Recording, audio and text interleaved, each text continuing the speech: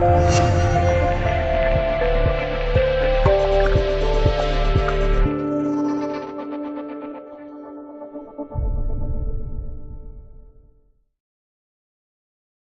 几天，病房收治一名严重低血糖昏迷的患者，因就医及时，抢回了一条命。经过询问，患者并没有糖尿病，也没有服用降血糖药物，只是因为服用速效伤风胶囊而导致严重低血糖。如果糖尿病患者吃了这个药物，后果肯定不堪设想。我们的大脑完全依赖葡萄糖供应能量，一旦发生低血糖昏迷，脑组织就会受损。低血糖昏迷超过4小时，脑细胞全部坏死，变成植物人。糖尿病患者不能随便吃感冒药。6月27日，国家药品监督管理局药品审评中心发布《药审中心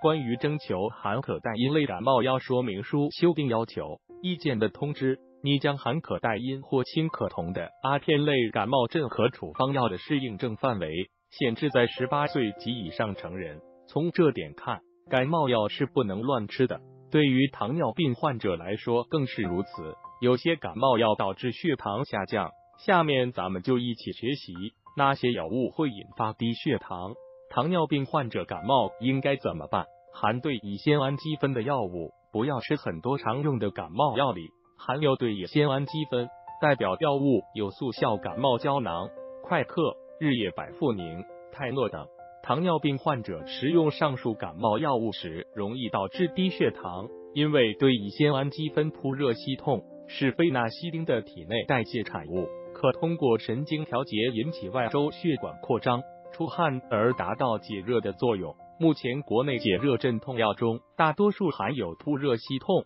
及代谢产物对乙酰氨基酚。这类药物可以通过蛋白质换或影响降血糖药物的降解与排泄，使降血糖药物浓度升高，导致低血糖发生。血糖控制不稳定者，特别是常常发低血糖的糖尿病病人，选择感冒药时应该慎重，尤其是老年人，尽量不要用扑热息痛或含有对乙酰氨基酚的感冒药。糖尿病病人感冒时服用感冒药，最好找糖尿病专业医生咨询，选择不影响血糖的感冒药，同时调整降血糖方案，加强血糖监测，不要过量服用感冒药。如果不能去看医生，最好服用温和的蒲地蓝口服液、阿司匹林加黄尿类药物。低血糖风险增加，阿司匹林是解热镇痛药物，同时还可以降低血小板聚集，防治心血管疾病。糖尿病患者经常使用，但阿司匹林如果与黄尿类降血糖药物联合使用，能增强黄尿类降血糖药物的作用，引起低血糖反应。服用黄尿类药物的糖友需要服用阿司匹林时，应及时调整治疗方案，防止发生严重的低血糖。止咳药易导致低血糖含可待因或氢可酮的感冒镇咳药物，可直接抑制中枢神经系统，引起心率快或慢，同时会抑制我们呼吸中枢，导致呼吸变慢变浅，影响大脑和心脏供氧。2型糖尿病病人以老年人居多，常常合并有马阻肺、冠心病、脑梗等疾病，加上老年人神经系统功能衰退、感知力差等，服用含有可待因或吗啡的止咳药会掩盖糖尿病低血糖症状，延误低血糖的治疗。此类药物会抑制呼吸中枢，诱发或加重肺部疾病和心血管疾病，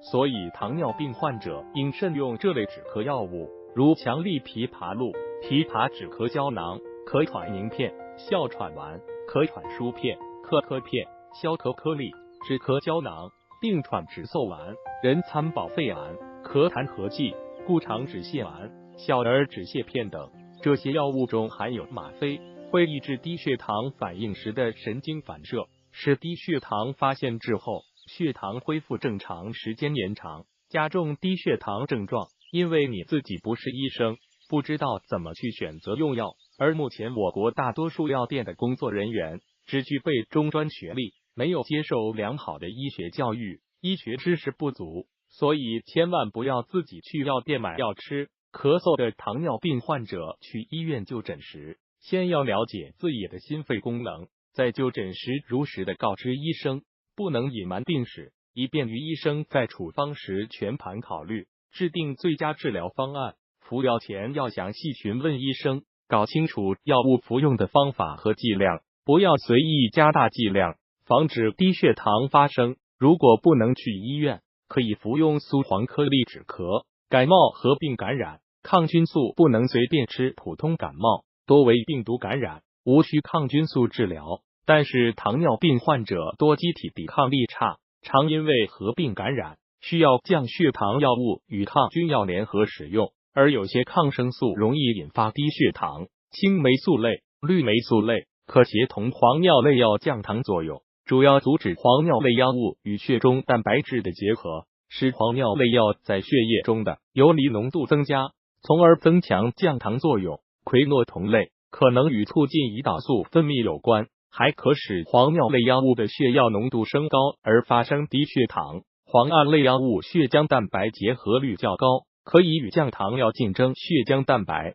提高黄尿类的血浆游离浓度，黄尿类排泄量减少，从而导致低血糖的发生。服用磺胺类抗菌药物后，会与胰岛素竞争血浆蛋白，导致血液中游离胰岛素增加，诱发低血糖。糖尿病患者一定选择对血糖影响小的抗菌素，加强血糖监测，及时根据血糖调整治疗方案，防止低血糖发生。建议糖尿病患者感冒时及时去医院看病，医生会根据血糖控制情况和有无心肺基础疾病、年龄大小等，为您制定不影响血糖的治疗方案。不要随便服用感冒药，更不要随便增加药物剂量，应随身携带糖果，防止低血糖发生。动动手指，转给你身边的糖尿病患者吧。作者：向建平主任医师。作者单位：湖南省怀化市第一人民医院内分泌科国家内分泌代谢疾病临床研究中心怀化分中。新怀化市糖尿病康复协会会长。精品推荐：许章荣，原